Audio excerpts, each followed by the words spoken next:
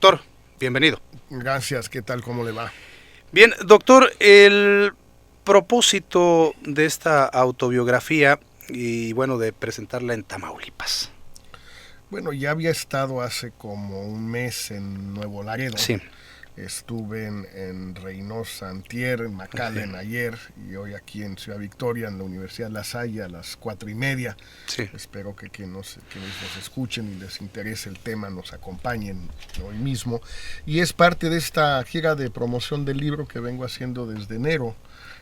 Por buena parte de los estados de la República. Ya he recorrido pues, muchos de ellos, muchas ciudades, una treintena fácilmente. Me faltan algunas y voy a seguirle dando. Pero pues Tamaulipas es un estado muy importante donde siempre he venido con cierta frecuencia y me da mucho gusto volver ahora y comprobar que algunas cosas han cambiado y otras siguen igual. El punto es que, bueno, evidentemente se presenta un libro, es una obra, es algo importante. Veíamos que esta misma se hace animarla, promoverla con una asociación o asociación civil, a través de las cuales pues también ahí hay una participación con la venta de su obra. Pues es una obra, es una cuestión benéfica. Es un apoyo, digamos, la Fundación Mabel me invita, apoya todo esto y yo trato también de pues apoyar en lo que puedo porque es una causa importante. Usted es un personaje que obviamente reconocemos dentro de la escritura como hacedor de libros, como académico, como político. Lo vimos en su desempeño como funcionario en el sexenio de Vicente Fox o el sexenio de la alternancia. Por eso también le preguntábamos esto dentro de los propósitos de el doctor Castañeda. No está el aspecto de carácter político, toda vez que vemos que algunos personajes muy adelantados dentro de dedicados a esta actividad pues ya andan haciendo sus recorridos, andan haciendo sus movimientos, y lo centramos esto en que usted ha sido uno de los animadores de las candidaturas independientes. Bueno, sí, en efecto, incluso me atrevería a decir que quizás fui un poco pionero en esta materia, ya que desde el 2003... Fue candidato incluso independiente. Bueno, traté de ser candidato independiente, traté de que la Suprema Corte permitiera, obligara al IFE de entonces a registrar una candidatura sin partido, invocando el principio constitucional del derecho a votar y ser votado. No gané en la Suprema Corte, después lo llevé a la Comisión Interamericana de Derechos Humanos y posteriormente a la Corte Interamericana de Derechos Humanos. Fui ganando algunas batallas, perdiendo otras, pero todo ese proceso, que al mismo tiempo fue una negociación con el gobierno de Fox y de Calderón, finalmente llevó en el 2009 a que Calderón enviara una iniciativa de ley al Congreso legalizando las candidaturas independientes o sin partido.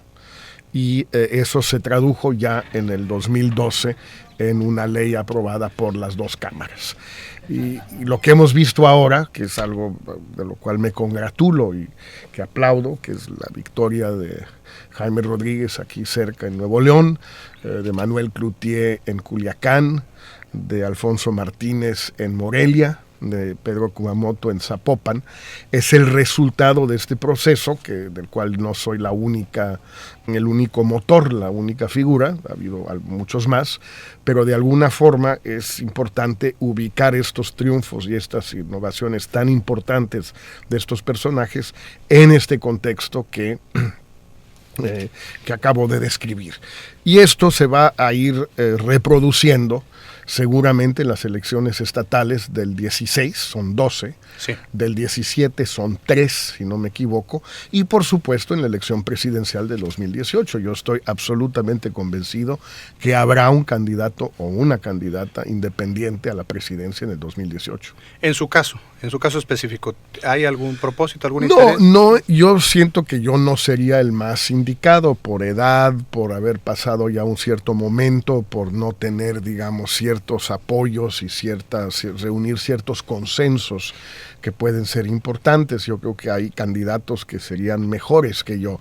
El propio Bronco, por supuesto, si hace una buena labor sus 2 primeros años, y espero que así sea. El propio Manuel Cloutier, que tiene el antecedente del nombre de su padre, que es un activo muy importante en muchas partes de la República.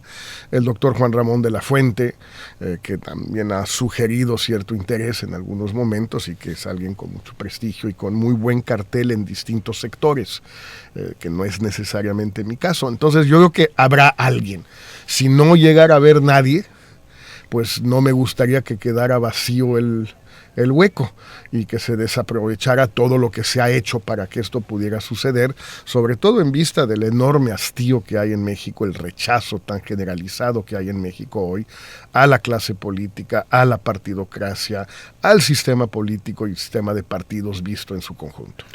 Doctor, a propósito de esto de las candidaturas independientes, hay quienes critican la forma como se validó, como se hizo ley la posibilidad de contender mediante esta figura. Hay quien dicen que, al final del día, o los poderes que están atrás o los partidos políticos eventualmente las estarían animando las mismas, una manera así como de que modificarse para seguir con el mismo estado de cosas. Bueno, el riesgo existe, evidentemente existe, y habrá casos en que sea cierto. Se dice mucho, por ejemplo, he escuchado mucho que la candidatura ya planteada de Buganza, de Enrique Buganza en Veracruz, es una maniobra del gobernador Javier Duarte. No lo sé, es muy posible, tal vez no. Creo que no importa. Es decir, si son maniobras, se les van a ver las placas muy pronto, por así decirlo, y entonces la gente no va a caer en la trampa. La gente no es tonta, los votantes ya no somos tontos en México, y si solo se les reclama a ciertos candidatos, el caso del Bronco, de que es que hace poco era del PRI y ahora es independiente, ¿qué tan independiente es? Pues tan independiente como, por decir, tan no priista como lo fue Cuauhtémoc Cárdenas en el 88, que fue candidato un año después de haber sido miembro del PRI, o Muñoz Ledo también, o varios expanistas, o varios expriistas, o experredistas que se pasaron a otro bando. Rosario Robles, recién nombrada secretaria de Sedatu, después de Sedesol. Entonces, a mí me parece que son críticas o reclamos un poquito engañosas, tramposas, y que se prestan luego estas críticas o estas dudas a legislaciones estatales que son candados, como los que quieren meter aquí en Tamaulipas, pero también en Puebla, en Sinaloa, en Aguascalientes, en Veracruz, en Chihuahua, y que quieren entonces coartar, limitar los derechos de los ciudadanos que se habían conquistado, ahora quieren echarlos para atrás. Aún más que en la legislación federal, que no es una cuestión fácil poder reunir algunos de los requisitos que establece la legislación. Está hecho para que no se pueda, la federal. Lo que pasa es que ahí se equivocaron los diputados. Lo bueno es que son muy rústicos. Nuestros legisladores son bastante rústicos, rupestres, así, entonces no se les dan las cosas. Qué bueno, porque se equivocaron en 2 cosas. Una, pensando que estaban reglamentando todo, regulando todo, pero no regularon las redes, y eso es lo que le permitió a gente como el Bronco conseguir las firmas y conseguir los votos. Y 2, tampoco se dieron cuenta, afortunadamente, insisto, como son un poquito primitivos, digamos, no se dan cuenta de muchas cosas, que si uno coloca la vara muy arriba, muchos se quedarán en el camino, pero los que logren librarla, en automático se colocan a la cabeza, porque ya tienen un enorme apoyo antes de empezar. Sí. Doctor, regresando al título de su libro, Amarres Perros, ¿la política es esto? ¿La política es de fiereza? ¿La política es de generosidad? No sé, cuando hablamos de perros, pues me sugiere una serie de cuestiones. Acá más bien lo veo como algo pues muy de pelar el diente, de sacar la mano la izquierda, pero también morder, de también bloquear, quitar. Así es la política en nuestro país, es perra la política en nuestro país. Es perra en nuestro país y en todos los países. Afortunadamente ya en nuestro país es cada vez más democrática, todavía no lo tanto como quisiéramos, pero lo es. Cada vez más pacífica la política, otras cosas no, pero la política sí lo es en México, y es cada vez más una contienda feroz de intereses, pero también de ideas, de propuestas, como debe ser. Es feroz, pues sí, la política está mucho en juego, está en juego el poder. La política es donde se juega el poder y por tanto se juega algo muy importante. Doctor, con relación diríamos al avance, al futuro político de nuestro país, hemos visto que pues llega la derecha, o bueno, los representantes de la derecha en este PAN al gobierno, están un par de sexenios, pierden, recupera el nuevo PRI o el viejo PRI, como se le quiera decir, y bueno, la izquierda ha avanzado en algunos puntos, pero pareciera que hay ahí un estancamiento, pareciera que no sé si al sistema, no sé a quién, no le interese conocer esa alternativa, al menos no a nivel de la presidencia de la República. Es difícil esto en nuestro país. Bueno, es difícil por varias razones. En primer lugar, porque sí estamos en un sistema desde 1988 en realidad, pero solo se vio claramente a partir del 2000 o del 97, de 3 tercios. Un tercio que es el PAN, más o menos, que luego puede subir hasta 35. Fox llegó a 43, pero incluía al Verde y fue un candidato realmente ahí hubo amarres perros, ahí hubo amarres, un amarre muy bueno. Tuve una participación que describo en el libro justamente, sí. Y que fue, pues yo no digo que decisiva, pero importante en varios momentos estratégicos de la campaña de Fox. Pero estos 3 tercios, pues es muy difícil moverlos. Si vemos al PRI, pues siempre se mantiene alrededor ha bajado hasta 22 con Madrazo, ha subido hasta 37 con Peña, pero incluyendo al Verde, o 38 a nivel de diputado, la Bastida en el 2000 sin el Verde, pero por ahí anda. Y la izquierda también anda por ahí, toda unida. Entonces, una primera razón por la cual la alternancia hacia la izquierda es muy difícil es que en una batalla de 3 tercios, pues cualquiera puede ganar, pero cualquiera puede perder, no está escrito, pues. Y una segunda razón es que la izquierda en México, por lo menos desde el año 2000, es Andrés Manuel López Obrador, punto.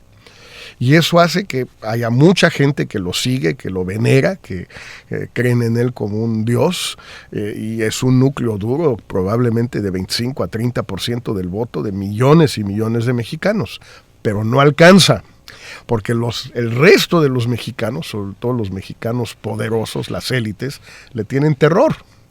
Y mientras si las élites le tienen terror a un candidato en un país donde el poder de las élites es tal como México, pues es casi imposible ganar. Pero yo no apostaba en contra de él para el 2018, Yo creo que puede ganar, considerando, digamos, un hombre de izquierda por sensibilidad, salvo que en México ser de izquierda o no ser de izquierda se define de una manera muy peculiar. El PRI es de izquierda también. El PRI se define de izquierda y, por ejemplo, uno de los criterios muy importantes para definirse de izquierda en México es ser acólito o incondicional de la dictadura castrista. Y yo no solo no lo soy, sino que soy un adversario más o menos aguerrido de esa dictadura. Pero bueno, yo he abrazado una serie de causas desde hace 25 o 30 años. Los derechos humanos, la democracia en México, una cierta idea de transparencia. De los amarres en Centroamérica. Amarres en Centroamérica, la lucha sobre el Tratado de Libre Comercio en el 92, 93. A mí me importan esas causas, no me importa con quién. Si yo puedo hacer avanzar esas causas con un presidente como Fox, enhorabuena. Con uno como Peña Nieto, enhorabuena. Con uno como Beltrones algún día, enhorabuena también. No me importa mucho con quién es, me importa la causa.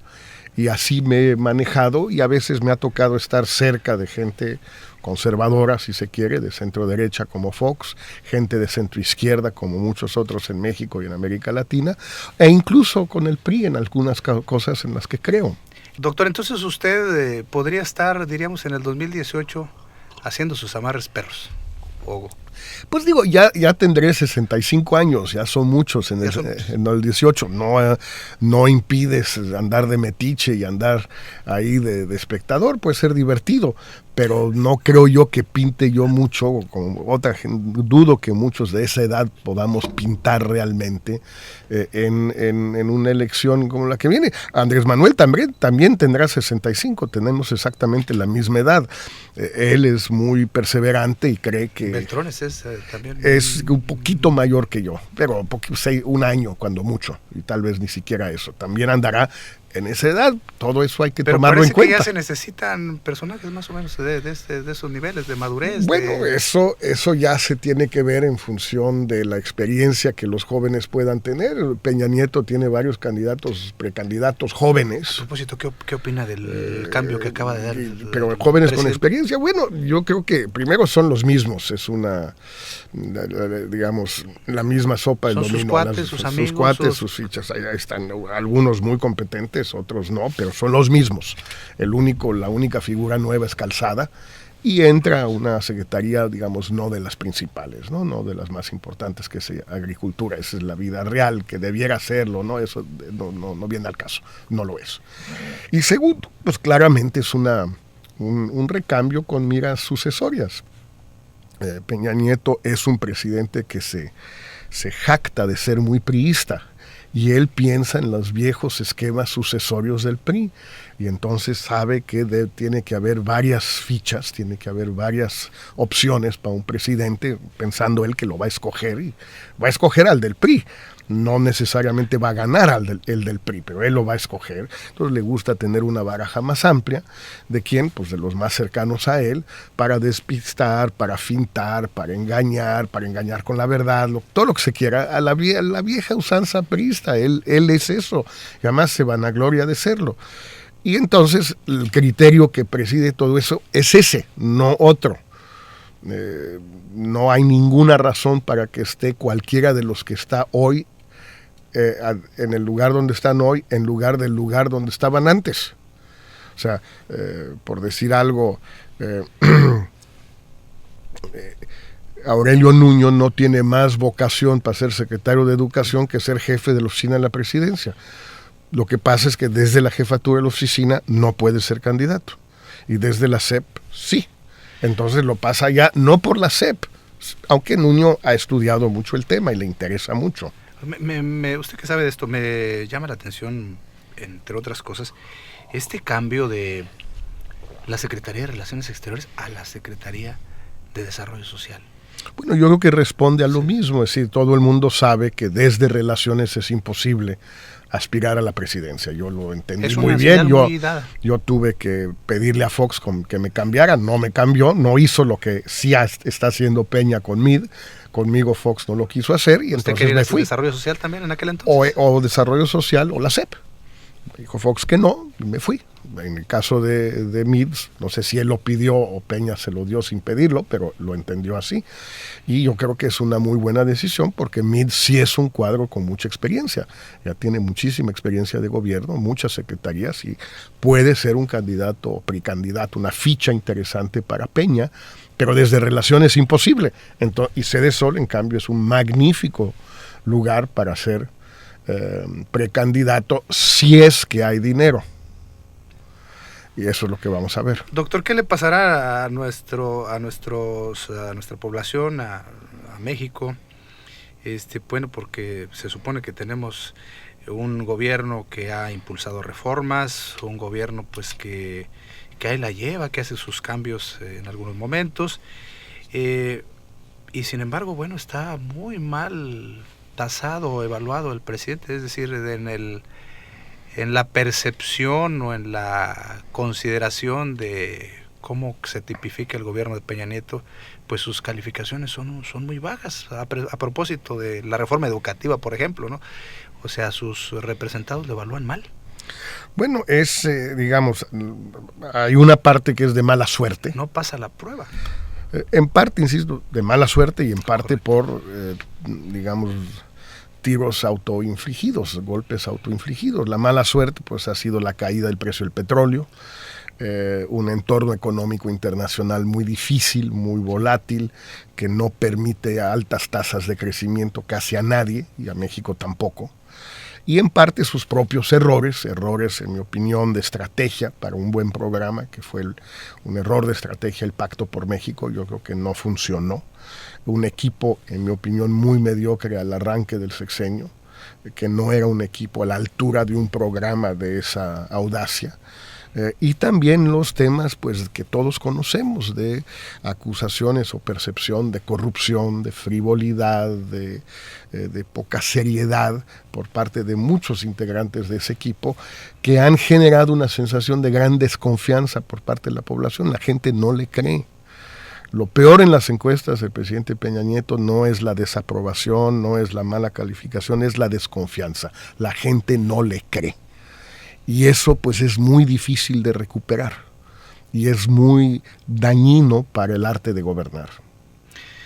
Doctor, pues le agradecemos mucho su presencia acá en la ciudad capital. Por supuesto sabemos que tiene una serie de actividades a desarrollar, entre otras reunión de algunos representantes de la sociedad civil, la presentación del libro en el auditorio de la Universidad La Salle ahora mismo. Y bueno, pues gracias por permitirnos conversar con usted. Ahora sí que sobre diversas cuestiones, entre otros los amarres perros. Muchísimas gracias, y a los que nos escuchan, ojalá nos acompañen hoy a las 4:30 en la Universidad La Salle. Gracias, doctor, muy amable.